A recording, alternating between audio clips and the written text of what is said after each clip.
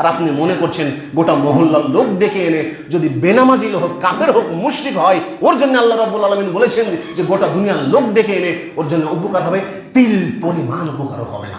বোধহয় আমি বোঝাতে পারিনি আপনাদেরকে, বুঝেননি আমার কথা? এতটুকু চিন্তা ভাবনা করতে হবে।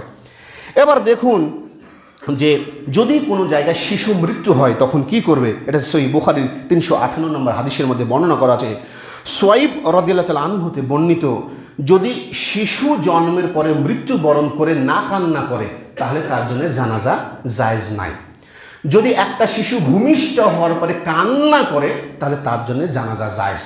মানে ইসলামে বলা হয়েছে যে শিশু কান্না করে না সে পূর্ণাঙ্গ শিশু নয়, আর যে শিশু কান্না করে সে হলো পূর্ণাঙ্গ শিশু।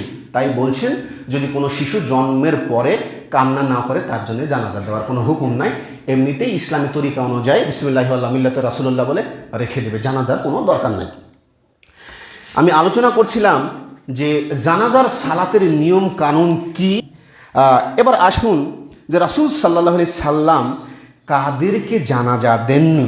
দেখুন সুস্পষ্ট হাদিসগুলো দেখুন, রাসূল সাল্লাল্লাহু আলাইহি সাল্লাম সুস্পষ্টভাবে বেনামাজি এবং আত্মহত্যাকারীর জন্য কখনো জানাজা দেননি। বুঝেননি আমার কথা? শুনেন, একটু কানের দিকে শুনিয়েন, পরবর্তীতে তখন ওই ঝামেলা করবেন, এটা খুবই কষ্টদায়ক একটা বিষয়। শুনেন, মনোযোগ সহকারে শুনেন, বারবার বলছি, পিছনের দিক না তাকিয়ে সামনের দিকে তাকিয়ে। বলছে যে বেনামাজি ব্যক্তি এবং আত্মহত্যাকারী ব্যক্তিকে রাসূল সাল্লাল্লাহু আলাইহি সাল্লাম জানাজা দেননি। তোমরা পৃথিবীর যত জায়গা আছে সব জায়গায় বিচরণ করো, কখনো নিজে আত্মহত্যা করবে না। আত্মহত্যা হচ্ছে মহাপাপ, এবং কিয়ামত পর্যন্ত সে যদি বিষ খায়, বিষ খেতেই থাকবে, এভাবেই তিনি মৃত্যুবরণ করবেন বারবার, যা শেষ নেই। যদি কেউ গলায় দড়ি দেয়, বারবার গলায় দড়ি দিতেই থাকবেন, এভাবেই চলবে। আর বলছে বেনামাজি সরাসরিভাবে জানাজা নিষেধ। কি বুঝলেন এবার? আমি কেন বলি কথা বলুন তো? এই কথা আমি বারবার বলি, কথাগুলো কিন্তু আমার নয়, ব্যক্তিগতভাবে আমার উপর কালক্ষেপণ করিয়েন না, রাগ করিয়েন না। আপনি বলুন, এখন দেখা যায় যে বছরে যে ব্যক্তি একদিন আসে, মনে করেন ঈদের সালাতে, আচ্ছা আপনি বলুন তো যে বছরে আপনি একদিন খেলেই হবে, আর খাওয়া লাগবে না? ব্যক্তিগতভাবে চিন্তা করুন। আচ্ছা মনে করেন যে ব্যক্তি শুধু জুমার দিনে আসে, আসতে হবে, জুমার দিনে গুরুত্ব আছে, আমি বলছি না এরকম, আসতে অবশ্যই হবে। এখন আমি ৩-৪ বছর ধরে খুতবা দিয়েই যাচ্ছি, যদি আপনার মনে এতটুকু পরিবর্তন হয়, কি করলেন আপনি? চিন্তা করুন তো। আপনি বসে থাকেন, আমি বারবার বলি এই কাজ করেন, অথচ সালাতে আসেন না। তা আপনার মতন দুর্ভাগা কে আছে? আমি সুস্পষ্টভাবে বলে দিয়েছিলাম যে দুইটা জিনিস, যে যেখানে গান বাজনা গ্রামের এলাকাতে বাজবে তার বাড়িতে বিবাহ পড়াতে আমি আসবো না, আর 2 নম্বর বেনামাজি হলে আসবো না। কেন? এটা রাসূল সাল্লাল্লাহু আলাইহি ওয়াসাল্লাম করেননি, তা আমি কেন করব? ইসলামের নিয়ম হচ্ছে শুধুমাত্র কথা চলবে, কারো ব্যক্তির উপর দিয়ে নাই। আল্লাহ রাব্বুল আলামিন সূরা আল ইমরানের মধ্যে বলছেন, ইয়া আইয়ুহাল্লাযীনা আমানু আতিউল্লাহ ওয়া আতিউর রাসূল, হে বিশ্বাসীগণ তোমরা আল্লাহর অনুগত্য করো, রাসূলকে মান্য করো। তো রাসূল সাল্লাল্লাহু আলাইহি ওয়াসাল্লাম যেখানে দেননি সেখানে আমি দিলে রাসূলের সাথে আমি বড়? আমাকে তো 2 জন লোক ছাড়া চিনেই না গ্রামের। বুঝেননি বোধহয় আমার কথা না? কথাগুলো বুঝতে হবে, জানতে হবে বাবা। যদি এই বিষয়গুলো এখনো উপলব্ধি না করতে পারেন তাহলে আপনি তো মুসলিম নন। কারণ বলেছে বেনামাজিরা কখনো মুসলিম হতেই পারে না। বিনা ওজুরে বিনা কারণে যদি সালাত ছেড়ে দেয়, বলছে ও টোটালি ভাবে ইসলাম থেকে বাইরে হয়ে গেল। আমি বলি না যে মানুষ দ্বারা কখনো ধর্ম চলে না। আমি বারবার বলছি, যে ব্যক্তি সুদ খায়, যে ব্যক্তি জেনা করে, যে ব্যক্তি মনে করেন যে ইসলামের দৃষ্টিতে সম্পদ মেরে খেয়েছে, তার শাস্তি বিভিন্ন রকম। আমি এই কথা বলেছিলাম। মনে করেন যে যদি কোনো অবিবাহিত ব্যক্তি ইসলামে জেনা কাজ করে, তো তাকে ইসলামে বলছে যে 100টা বেত্রাঘাত করো এবং 2 বছরের জন্য এলাকা থেকে বাহির করে দাও। তাকে হত্যার নির্দেশ দেওয়া হয়নি। কিন্তু রাসূল সাল্লাল্লাহু আলাইহি ওয়াসাল্লাম বলছেন, যার বউ আছে, যার স্বামী আছে, যদি ওই ব্যক্তি জেনা কাজের মধ্যে লিপ্ত হয় তাহলে তাকে সম্পূর্ণভাবে গর্ত খুঁড়তে হবে। গর্ত বুঝেন, বুক অবধি সুন্দরভাবে পুঁতে রাখতে হবে, পাথর দ্বারা তাকে রজন করে হত্যা করে ফেলতে হবে। তার বাঁচার কোনো উপায় নাই। কেন বলুন তো? তার স্ত্রী আছে, সে যেটা চাই স্ত্রীর মধ্যে আছে। তার স্বামী আছে, সে যেটা চাই তার স্বামীর মধ্যে আছে। কিন্তু যে বিবাহ করে তার ক্ষেত্রে আলাদা। তার মানে এটা বলেনি যে তাকে জেনা করতে বলেছে। বুঝেননি আমার কথা? শাস্তির ভিন্নতা আছে। মনে করেন এক ব্যক্তি চুরি করেছে, ইসলামে তার নিয়ম কি? হাত কেটে দেয়, তাকে হত্যা করার কথা বলা আছে না। কিন্তু রাসূল সাল্লাল্লাহু আলাইহি ওয়াসাল্লাম বলছেন, যে ব্যক্তি বিনা কারণে 1 ওয়াক্ত সালাত ছেড়ে দিল বিনা ওজরে, তাকে একদম স্পষ্টভাবে হত্যা করে ফেলতে হবে। যদি ইসলামী রাষ্ট্র থাকে সেই দেশটা রাষ্ট্রপ্রধান করবে, আমার দায়িত্ব নয়, আপনার নয়, এটা রাষ্ট্রের প্রধানেরা করবে। বলছে মুসলিম থাকেই বাইরে হয়ে গেছে। এটা আমার কথা নয়। এই জন্য বারবার বলি, আমার উপর রাগ করিয়েন না। কোনোদিন বলেন তো আপনাকে তো দাওয়াত দিয়েছি, জোর করে ধরে নিয়ে আসিছি, এই চলো চলো চলো চলো, কিন্তু বুদ্ধিমত্তার পরিচয় দিন আপনাকে মারা যেতে হবে, এই চিন্তা আপনি কেন করেন না? আমি বারবার আপনাকে মারা যেতে হবে তো। 60 বছরের আয়ু, আপনি কয়দিন বাঁচবেন? 70, 80, 90, 100, 110, তারপর কি আপনি মরবেন না? মারা যেতে হবে। নিজে এই চিন্তা ভাবনা কেন করেন আমি বুঝতে পারি না। আমি বারবার বলি, হারাম জিনিস ছেড়ে দেন। কোনো ব্যক্তি টোটালি ভাবে, সম্পূর্ণভাবে এমন বলি না যে আপনি নিষ্পাপ, পারবে না। কেন? আল্লাহ রাব্বুল আলামিন বলছেন, যদি এই জাতি পাপ না করতো আর আমার কাছে ক্ষমা না চাইতো, এই জাতিকে ধ্বংস করে অন্য একটা জাতি সৃষ্টি করতাম যারা আমাকে ডাকবে। মানে মানুষ পাপ করে, ভুল হবেই, এর মধ্যে তারাই উত্তম যারা তওবা করে। আমি এটা আপনাদেরকে বোঝাতে পারি না। বারবার বলছি যে আল্লাহর কাছে ফিরে আসুন। কতজন বসে থাকেনি, চিন্তা ভাবনা কেন করেন না রে বাবা? আমি প্রত্যেকটা দিন দেখবেন জুমাতে আসলে 5 মিনিট হলেও এই সালাত সম্পর্কে আমি বলি। কেন বলি? আমার ভালোর জন্য না, আপনার ভালোর জন্যে। এমনকি বলছে কি জানেন, যারা পরস্পর একদম সারা জীবন বেনামাজি থাকে এদের কাছে খাওয়াও নিষেধ। ইসলাম বলছে এর খাবেন না। হ্যাঁ, কবে খাবেন? বছরে একদিন সাক্ষাৎ হলো, সৌজন্যমূলক তার বাড়িতে খাবেন। সে একজন বেনামাজি যে নামাজি বলে তাকে খাওয়াবে। দেখেছেন, ভাবতে পেরেছেন? এ কথাগুলো তো আমি বলি না। যখন পরে বলবেন বলছে তোমরাই ফতুয়া শিখেছো। ফতুয়া আমি দিই না, ফতুয়া দেওয়ার ক্ষমতা তোমার নাই। যে ও সারা জীবন ইসলামের দ্রোহিতা করে চলে, কি করতে পারবেন? হ্যাঁ, সৌজন্যমূলক তাকে খেতে দিতে পারবেন, অভাব, কিন্তু তাকে বারবার সালাতের জন্য বলতে হবে বলতে হবে বলতে হবে। আর আপনি যখন মারা যাবেন কাফের অবস্থায়, তখন আপনার সাথে আমার সাথ নাই তো। রাসূল সাল্লাল্লাহু আলাইহি ওয়াসাল্লাম স্বয়ং চাচা, বারবার রাসূল সাল্লাল্লাহু আলাইহি ওয়াসাল্লাম বলছেন, হ্যাঁ চাচা, একবার শুধু সাক্ষ্য দেন, আশহাদু আল্লা ইলাহা ইল্লাল্লাহ ও আশহাদু আন্না মুহাম্মাদান আবদুহু ওয়া রাসূলুহু। তো তিনি সাক্ষ্য দেবেন। এমন সময় আবু লাহাব, আবু জেহেল গিয়ে বলছেন যে বাপদাদার ধর্ম ছেড়ে দিবি? ভাবুন, শেষ সময় যে বাপদাদার ধর্ম ছেড়ে দিবি। আবার রাসূল সাল্লাল্লাহু আলাইহি ওয়াসাল্লাম বলছেন, হে আমার চাচা, পালিতও করেছেন কি কষ্ট করে, এত পরিমাণে আগলে রেখেছিলেন, চিন্তা করতে পারবেন না। আপনি সাক্ষ্য একটা বার দিন। সে বলছে যে ঠিক আছে মোহাম্মদ, এই কথাটা আমি বলতে পারবো না। তিনি যখন মারা গেলেন তখন বলছেন, একে নিয়ে যাও, এর সাথে আমার সম্পর্ক নাই। কেন? যেই চাচা তাকে আগলে রেখেছিলেন, বলতে পারতেন না তাকে জানাজাটা দিই? বলতে পারতেন না? কেন বলেন যে এর সাথে সম্পর্ক নাই, তখন তোমরা পুড়িয়ে ফেলবে না পুঁতে রাখবে, তোমাদের ব্যাপার, যাও নিয়ে যাও। রাসূল সাল্লাল্লাহু আলাইহি ওয়াসাল্লাম এতটুকু পর্যন্ত তার সাথে আপোষ করেননি। ভাবতে পেরেছেন? এটা রাসূলের ছিল আদর্শ। তাহলে আমার আপনার আদর্শ কি সেরকম হওয়া উচিত নয়? আমি বলছি আমি পাপী, বহু পাপী, আপনিও পাপী। দেখবেন এমন কোনো ব্যক্তি নাই যে পাপ করেনি, হয়তো কেউ বেশি কেউ কম। তবে যে ব্যক্তি নামাজ মানে সে হচ্ছে সবচাইতে বড় পাপী, শিরক করে। শিরক মানে কি? আপনি বলছেন আমি সিজদাও করলাম না মন্দিরে, তারপর মাঝারে টাকা দিলাম, কেন শিরক করি?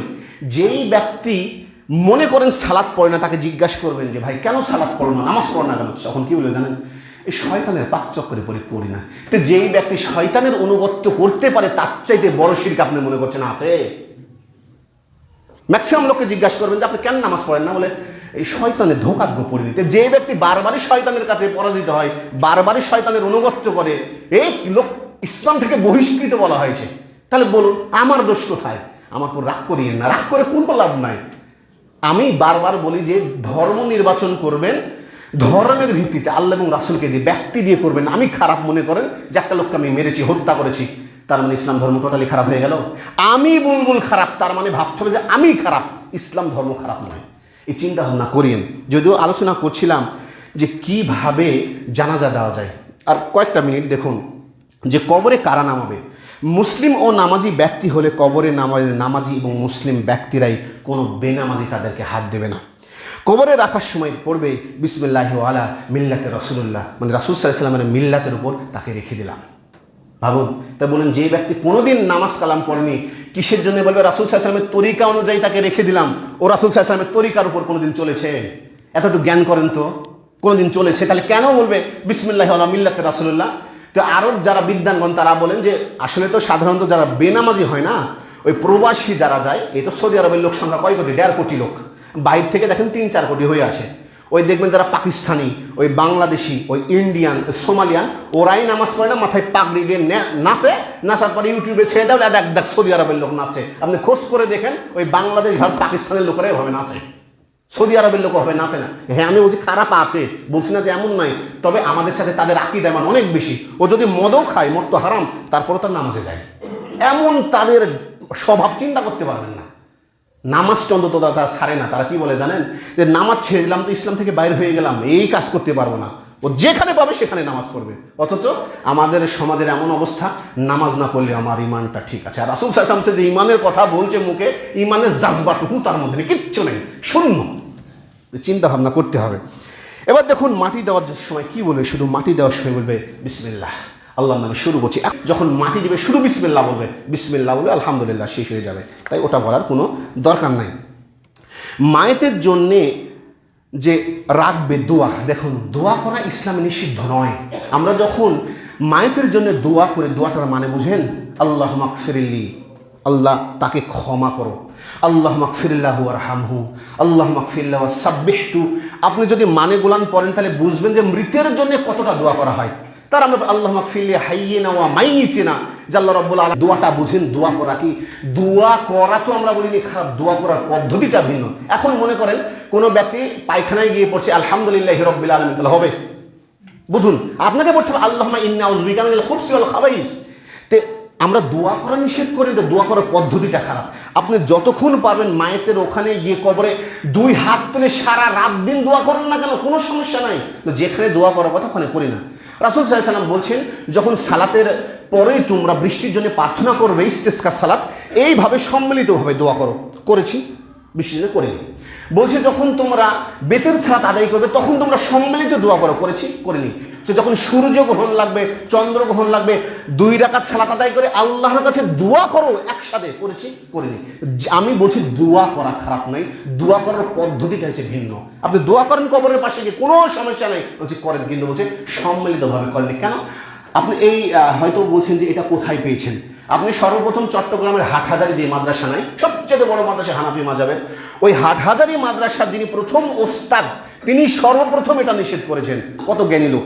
রাসূল সাল্লাল্লাহু আলাইহি ওয়াসাল্লাম নামাজের পরে এভাবে কোনোদিন করেনি। কেন? নামাজের পরে বিভিন্ন রকম জিকির আজগার আছে, সুবহানাল্লাহ, আলহামদুলিল্লাহ, আল্লাহু আকবার, তারপর হচ্ছে আরও যে কত দোয়া আছে, আস্তাগফিরুল্লাহ, রব্বির হামহুমা কামা রাব্বায়ানি সাগীরা, কত দোয়া আছে, চিন্তা করেন। আল্লাহুম্মা আনতাস সালামু ওয়া মিনকাস সালামু তাবারাকতা যাল জালালি ওয়াল ইকরাম। এই সুন্নতি পদ্ধতির দোয়াগুলো করতে হবে। আর এই দোয়ার গুরুত্ব অনেক। আপনি মনে করেন যখন হাত তুলে তখন দোয়া করতে গেলেন, সুন্নাহটা টোটালি ছুটে গেল, তখন একটা বিদআতের সৃষ্টি হলো। বুঝেননি বোধহয়?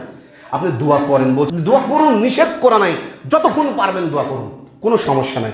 পদ্ধতিটা হচ্ছে আলাদা। যেই জায়গাতে সম্মিলিত করার দরকার ওখানে আমরা করি না। এবার দেখুন মৃতের জন্য শোক। রাসূল সাল্লাল্লাহু আলাইহি ওয়াসাল্লাম বলছেন, আর কয়েক মিনিট, কারণ কি জানেন, এই শেষেরটা বলার একটা কারণ আছে, কিছু মনে করেন না। হ্যাঁ, মৃতের জন্য শোক বলছেন 3 দিন পালন করবে। নীরবে কান্না করা যাবে, তবে বুক চাপড়ে কান্না করা যাবে না। বলছে মৃতের জন্য নীরবে কান্না করবেন, বুক চাপড়ে নয়। হাদিসটা অনেক বড়, এর আগেও বলেছি, পরে বলছি, এতটুকু খালি দেখুন যে ইসলামে কোন কোন বিষয় নিষিদ্ধ করা আছে। দেখুন, এখন তো আপনারা বললে তো রাগ করবেন।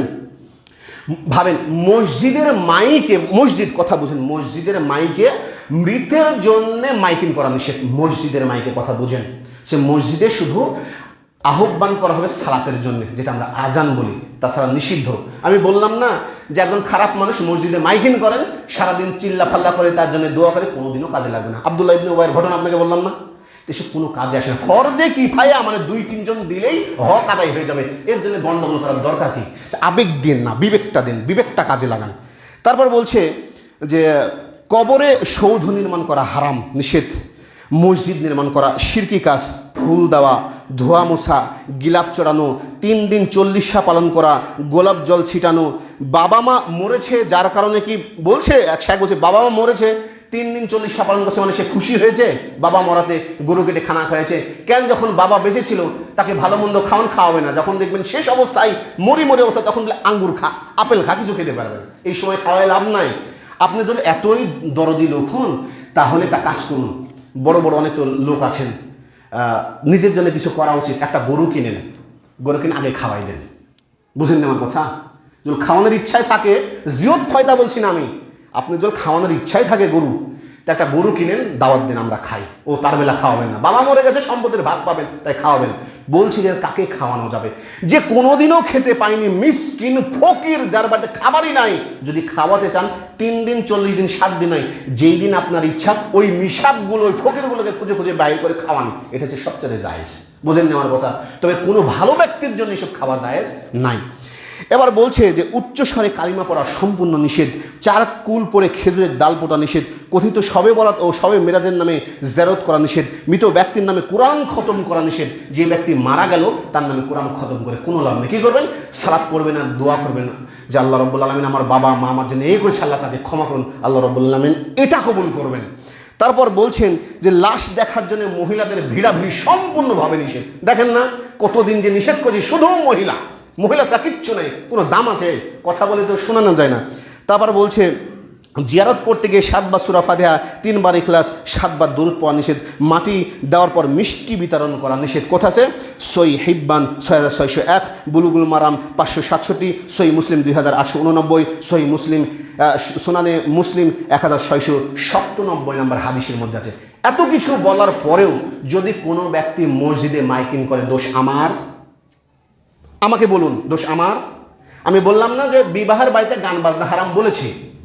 এখন ওই পাড়াতে গান বাজনা হলে তো আজ বুলবুল কি করবে? আমি বলেছি বুলবুল নাচবে আজ। এটা প্রশ্ন। বলে আজ বুলবুল কি করবে? তা বলছি ভাই আমি আজকে নাচবো। বলুন আমার দায়িত্ব হচ্ছে নিষেধ করা, মুখ দিয়ে বলা। আমার তো হাত দিয়ে বাধা দেওয়ার মতো ক্ষমতা নাই। বাধা দেন আপনারা, তো জনগণগুলো কি করেন? নাচেন। তো তখন সে না, তাও ঠিক। তো দায়িত্ব বলা, কেউ যদি এসে এখন মারা যায় ওখানে মাইকিং করে, তা আমার দায়িত্ব কি করবো? যদি করেই যা, ও তো আমি তো নিষেধ করছি বারবার, তারপরেও যদি করে কি করবো? শুনেন কার জন্য মাইকিং করা যাবে জানেন? কিছু কিছু ওলামা একরামদের মতামত যে গ্রামে একটা আগন্তুক এসেছে, হঠাৎ একটা মানুষ এসেছে, মারা গেছে, কেউ চিনে না, শুধু জানানোর জন্যে যে এই লোকটা অপরিচিত মারা গেছে, কেউ যদি খোঁজ পেয়ে থাকেন লোকটাকে জানিয়ে দিন, এটা বলা আছে। শুধু জানানোর উদ্দেশ্যে যদি আগন্তুক হয়, তা আমাদের গ্রামে যারা মারা যায় তারা কি হঠাৎ এসেছে? এখন ফোন আছে, ইমেল আছে, ফ্যাক্স আছে, মেসেজ আছে, মেসেঞ্জার আছে, সেকেন্ডের মধ্যে সারা পৃথিবীর মানুষ জানতে পারছে। তাহলে বড় বড় ওলামা একরামরা আমাদের গ্রামের বলতে গেলে পড়াশোনা একটু ভালো করে তরিকুল, আচ্ছা ওর মা মারা গেছিলো, তো মাইকিং করেছে, লোকজন হয়নি না? সুমন ভাইয়ের বউটা মারা গেল, মাইকিং করেনি, লোকজন হয়নি। এগুলো হচ্ছে অযথা। ফরজে কিফায়া, আপনাদের ফরজ সালাত এটা তো করেন না, এটা বোঝাতে পারি না। সময় যদি পার হয়েছে, যেটা বললাম যে মৃত ব্যক্তির কান্নার কারণে কবরে আযাব দেওয়া হয়, একটু খালি ছোট করে দেখুন কিসের জন্য বলছি। যে দেখুন যে নীরবে কান্না যাবে। যে ওসামা ইবনে যায়েদ রাদিয়াল্লাহু তাআলা আনহু হতে বর্ণিত, রাসূল সাল্লাল্লাহু আলাইহি সাল্লামের একটা কন্যা ছিল, নাম হচ্ছে জয়নব। তার বাচ্চাটা আপনারা অনেকেই শুনেছেন, মৃত্যু অবস্থাতে আছে, যে জানটা ধুক ধুক করছে, মানে বার হয়ে যাবে এরকম অবস্থা।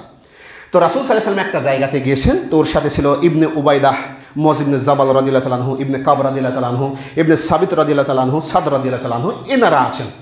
তো তখন রাসূল সাল্লাল্লাহু আলাইহি সাল্লামকে ওই যে তার কন্যা বলছেন যে আমার বাবাকে একটু ডাক দাও তো, আমার ছেলেটা তো মুমূর্ষু অবস্থা। তো একজনকে পাঠিয়েছেন, যে বলছি ইয়া রাসূলুল্লাহ সাল্লাল্লাহু আলাইহি সাল্লাম, আপনার মেয়ের যে সন্তান আছে খুব মুমূর্ষু অবস্থা, মারা যাবে। বলছে আমার মেয়েকে বলো ধৈর্য ধারণ করতে, আর প্রত্যেকটা জিনিস একটা নির্দিষ্ট মেয়াদের জন্য আসে, তারপর চলে যেতে হয়। তো চলে আসার পর বলছে যে আপনার পিতা এই কথা বলেছেন। তখন আসলে মায়ের মন তো মানেনি, যে আল্লাহর কসম করে বলছি আমার বাবা যাতে অবশ্যই আসে। তখন রাসূল সাল্লাল্লাহু আলাইহি ওয়াসাল্লামের কাছে গিয়ে বলছে আল্লাহর কসম আপনার মেয়ে অবশ্যই আসতে বলেছেন। আসার পর রাসূল সাল্লাল্লাহু আলাইহি ওয়াসাল্লাম দেখছেন যে ছেলেটার অবস্থা খুবই করুণ, কোলে নিয়েছেন। তখন রাসূল সাল্লাল্লাহু আলাইহি ওয়াসাল্লামের চোখ দিয়ে পানি পড়ছে। তখন সাদ রাদিয়াল্লাহু তাআলা বলছে ইয়া রাসূলুল্লাহ আপনি কাঁদছেন? সেটা কান্না, এটা হচ্ছে আল্লাহর পক্ষ থেকে রহমত। মানে আপনজন মারা গেলে চোখ দিয়ে পানি বের হবে, এটা হচ্ছে চূড়ান্ত কথা। তবে চিৎকার করে নেয়। রাসূল সাল্লাল্লাহু আলাইহি ওয়াসাল্লাম বলছেন যে শুধুমাত্র চিৎকার করার কারণে, চুল আশ্রানোর কারণে, ধরফরি করে যে কান্নাকাটি করে না, এর কারণে কবরে আযাব দেওয়া হয়। সবাই কাঁদতে পারবে সেটা নীরবে। বুঝেন আমার কথা? আশা করি বুঝতে পেরেছেন। যদিও এই কথাগুলো আমি বলি 5 দিন পর শেষ হয়ে যায়, তারপর দেখবেন গন্ডগোল ফেসাদ, আসলে মূল জিনিস কোনো জায়গাতে জানেনি। যতই বলি দেখবেন শেষ হবে না, ফাইসালাত দিতে পারবেন না আপনি। গ্রামে তো ঝামেলা ঝেলে কাল ভুলে যাবেন। যাক, একটাই কথা, আল্লাহ রাব্বুল আলামিন যাতে এদেরকে সঠিক জ্ঞান এবং হেদায়েত দান করেন, সেটা আল্লাহুম্মা আমিন।